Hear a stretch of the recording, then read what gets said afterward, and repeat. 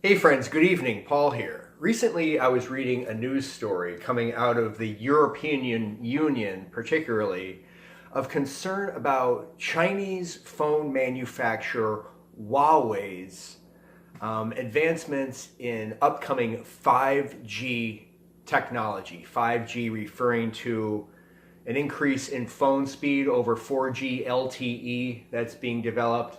For example, Qualcomm here in the US is developing 5G chips as well. And there's concern coming from the European Union insofar as Huawei has been alleged in the past of embedding spyware in their phones. And to be sure, well, all products are essentially state-run in China, but I believe the Ministry of Defense even underwrites the phone manufacturer ZTE is another one. And I see ZTE and Huawei phones on my TracFone store as options here in the US.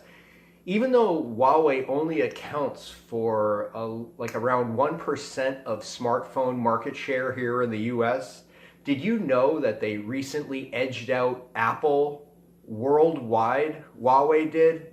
Right behind Samsung is the leader worldwide in smartphone sales. Whereas here in the US, Apple still dominates with about 50% of market share in smartphones. Samsung has about 25%. And LG has roughly 10, little less than 10, followed by Motorola, and Huawei is down near about 1% here in the US. Really interesting discrepancy from Apple-dominated US and then the European Union and the rest of the world, Asia in particular. Also, Google's Pixel is gaining ground at about 2% market share in the US. I know people with Pixels, do you, who really love them, actually. The cameras are amazing. But only 2% share in the US with Google Pixel. You know that number is going to rise.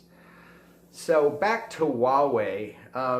It led me doing some research about this, and every component on my phones, I'm recording this video right now on my Samsung phone. I opened it up. It's a South Korean company, of course, Samsung.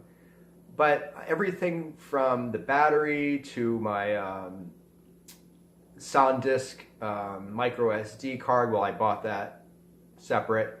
But the battery, the back of the casing of the phone, I'm assuming the circuit board as well, is all made in China. And I opened up my LG phone. I have an LG phone over there, and same thing, China, China, China. So these companies like Samsung have their manufacturing plants in China anyway. So wouldn't it be easy for any phone manufacturer to have spyware on their phones? You know, it started, the arguments also made as far as Google, for example, runs everything. I mean, most of us are on Gmail. I'm a YouTube guy. If you've got the Google Pixel, well, even if you don't have the Google Pixel, Facebook, guys. My Samsung phone here comes embedded with Facebook, and you can't get it off the phone. You can't uninstall it. Usually the first thing I do is when I get a new phone, I'm an Android guy, so I go under settings and I uninstall all the junk apps I don't want. But you can't install a lot of them, so you just disable it. I just clear any storage in it that I can and disable the app. But so Facebook is obviously paying the Samsung manufacturers to embed their software in the phone that is not uninstallable. So that's kind of insidious. I don't really like that very much about Android, but I was hearing I was talking to somebody who has an iPhone who was complaining about the same thing, how Apple comes bundled with junk. Do you have an iPhone, and is that so? Do iPhones come bundled with junk that you don't want? I'd like to hear about that in the comments. But it's led me to just kind of question, like, if you have a Huawei phone, say you're in the 1% of here in the US, and the Chinese government, Ministry of Defense, whatever in China, is embedding malware, software. Oh, I know what it is. Yeah, there was something with Huawei phones a while back that they were pinging every 72 hours. A person's phone would ping back to servers in China, some info and data.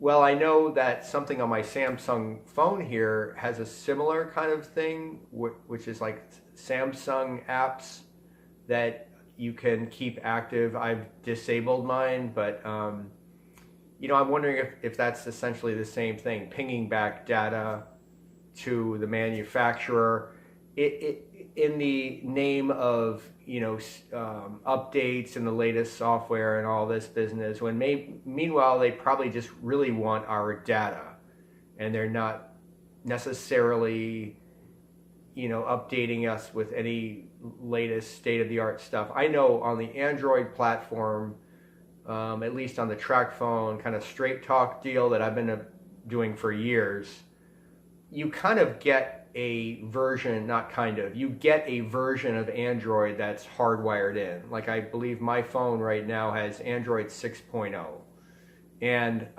that's not going to change. With some manufacturers that you pay premium for, you can upgrade the operating system as you use the phone, but that's not really the case with the budget phones on TracFone Straight Talk. Of course, the plus side is that I can get a refurbished phone for $50, say, average, and I can do that every year and a half or so and just get a new phone with a more upgraded operating system. So that's the path that I take, being a budget-minded guy. As I was reading articles on this subject, one thing that comes up in the top of a lot of these articles is the fact of how much information Google gets from us. Well, the key to getting at that is go under your Google account settings and pause, they call it. You can't opt out, but you can pause the farming of information, of data, as it applies to all of your Google apps, ostensibly search, voice, which is big with me, as I do have a Google number that I speak over, and I do Google Hangouts a lot with family members, friends around the country. And I would kind of like to know that all of my phone conversations aren't being processed and such, so I opt out of that voice. Pretty much anything you can opt out of it, and you can also see your history. I do not opt out of ads on Gmail, for example. I like to be shown, I'm one of those guys who likes to be shown relevant ads for me. And plus, honestly, that's part of my livelihood, being involved with online marketing. So I enjoy the process of being shown relevant ads. So when I go under my account settings in Google with the privacy, I see how I've looked at, or just ads have been presented to me even through Gmail, like every single day. I could just track through my history. It's just every single day. But if you haven't done that, check, and you're in the Google environment, ecosystem, check out your account settings and check out the settings you have there. And if you don't like what's going on, you can delete. I believe you can delete in those settings what's been stored, and you can pause out of those applications. What do you guys think? Please post your comments below. I look forward to reading your thoughts on privacy, on embedded spyware in devices. This subject really starts going down a rabbit hole when we start talking about things like, oh gee guys, there's even phones that detect like the imprint in our fingerprints. I was seeing a Marcus Brownlee video recently. He's a really good tech reviewer. I was talking about something about the hemoglobin, the blood composition, that there's a phone that can kind of pick up something from the hemoglobin. Oh, I know what it was. It was the vein patterns actually under the skin that a phone is picking up the vein patterns. I'm guessing maybe, I don't know, some kind of photo imaging there. I don't think it's thermo imaging, but, and what about pupillary or recognition? Those devices that have that, when you look into the phone and it detects something about our pupils. You know, this goes down a rabbit hole as far as privacy and as far as kind of like bio marketing in a way, or yeah. So it's a good subject. It's an interesting subject, and I look forward to hearing from you guys in the YouTube community about it. Thanks for watching, guys, and if it's your first time here, thanks for checking in. Please subscribe, share the video with your friends. It really does help, and we'll see you soon.